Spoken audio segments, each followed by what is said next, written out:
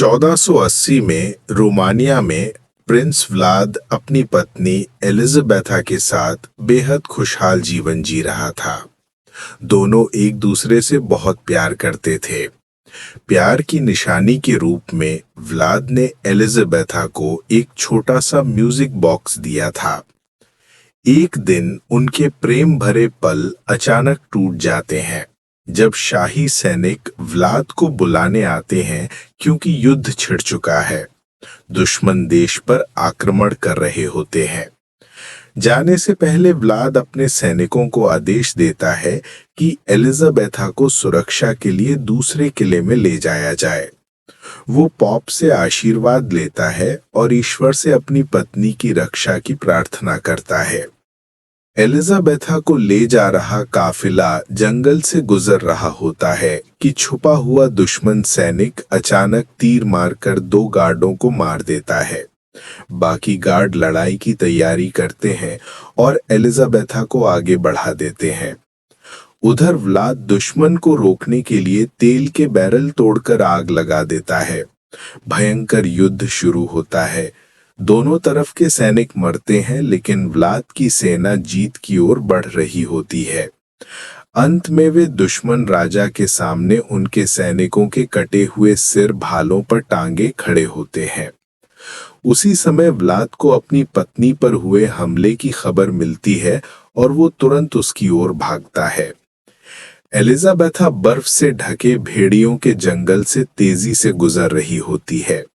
यहाँ बर्फ के नीचे हजारों घातक भालू फंदे छुपे होते हैं। दुश्मन उसके पीछे होता है। कुछ सैनिक फंदों में फंसकर मर जाते हैं। आखिरकार एलिजाबेथा का घोड़ा भी फंदे में फंस जाता है और वो गिर जाती है। दुश्मन उसे चारों तरफ से घेर लेते हैं।